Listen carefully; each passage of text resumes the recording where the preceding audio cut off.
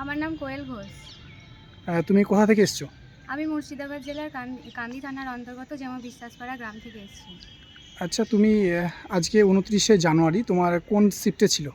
আমার first shift. First শিফটে ছিল। তো ফার্স্ট শিফটে ছিল যখন তুমি ইন্টারভিউ মানে বোর্ডের স্যারের রুমে যখন প্রবেশ করলে, কি বলে প্রবেশ করলে? স্যার, আমি কি ভিতরে আসতে পারি? হ্যাঁ, তারপরে? তারপর নমস্কার করলাম, স্যারের বসতে বললো, ধন্যবাদ জানালাম। তারপর স্যার আমার ইন্ট্রোডাকশান জানলো, বললাম। তারপর আমার যেহেতু ফিজিক্যাল এডুকেশন ছিল, সেই ক্ষেত্রে আমাকে কটা যোগার নাম জিজ্ঞাসা করেছে, আর কিছু জিজ্ঞাসা করেনি। ও, এত শর্টকাটে, এত ছোট ইন্টারভিউ? হ্যাঁ। ও, তার মানে প্রথমে তুমি প্রবেশ করলে, আরেকবার বলো ওগুলো। প্রথমে প্রবেশ করলাম, হ্যাঁ। তারপর নমস্কার করলাম, ওনারা বসতে বললো, বসলাম ধন্যবাদ জানিয়ে। তারপর আমার নামটাম জিজ্ঞাসা করলো, ওটা বলার পর আমার সাবজেক্ট জানলো। সাবজেক্ট জানার পর আমার যেহেতু ফিজিক্যাল এডুকেশন ছিল, সেই ক্ষেত্রে আমাকে যোগার কয়টি নাম জিজ্ঞাসা যোগা কয়েকটি নাম বলতে গেলে মানে কয়েকটি যোগার নাম বলতে কয়েকটি বলে। যোগাসনের দিয়ে নাম। তুমি কি বলেছিলে? আমি সর্বাঙ্গ আসন, গোমুখ আসন এগুলো বলেছো। আর নেক্সট আসতে বললো। এই খুব ছোট ইন্টারভিউ হলো তো মনে হচ্ছে। হ্যাঁ স্যার। তো তোমার নামটা যদি আরেকবার বলো, রিপিট করে। আমার নাম কোয়েল ঘোষ। কোয়েল ঘোষ। তুমি কোথা থেকে এসছো আরেকবার বলো।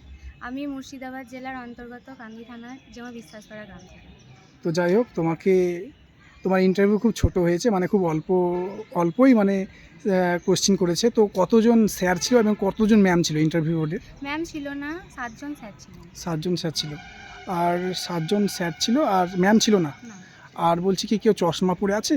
হ্যাঁ, চশমা পরে। চশমা পরে গেলে কি কোনো স্যারে বকছে? না না। স্যারে বকছে না? না। আর ওখানে মানে বলছি কি, কোনো বর্তমান সম্বন্ধে মানে প্রেজেন্ট কোনো কারেন্ট অ্যাফেয়ার্স হচ্ছে, জিকে টিকে? না, আমাকে তো ধরায়নি, এবার কাউকে ধরেছি নাকি আমি বলতে পারবো ও, না। আর একটা যে বিষয় সেটা হচ্ছে যার যেটা সাবজেক্ট, মানে কেউ হয়তো ফিজিক্যাল এডুকেশন অনার্স করেছে, কেউ হয়তো হিস্ট্রিতে অনার্স করেছে, কিংবা কেউ ম্যাথমেটিক্সে অনার্স করেছে, সেই সাবজেক্ট ওয়াইজ কোশ্চেন করছে না এমনি সাবজেক্ট ওয়াইজ। Subject wise? তার মানে বেসিক্যালি সাবজেক্ট ওয়াইজ যার যা সাবজেক্ট রয়েছে সেই বিষয়টা বেশি ধ্যান দিতে হবে। হ্যাঁ।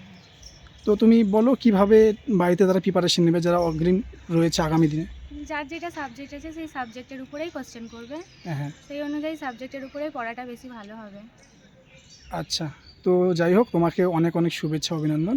আমাদের টার্গেট খাঁকি WP ইউটিউব চ্যানেলের পক্ষ থেকে তোমাকে এবং তোমার পরিবারকে জানাই অনেক অনেক শুভেচ্ছা। তো আমি চাইবো 2026-এ তোমার যেন লেডি কনস্টেবল যেন তুমি সিলেকশন পেয়ে যাও এবং আগামী জীবন যেন তোমার খুব সুন্দর হোক। তো এতটুকুই বলার। ধন্যবাদ।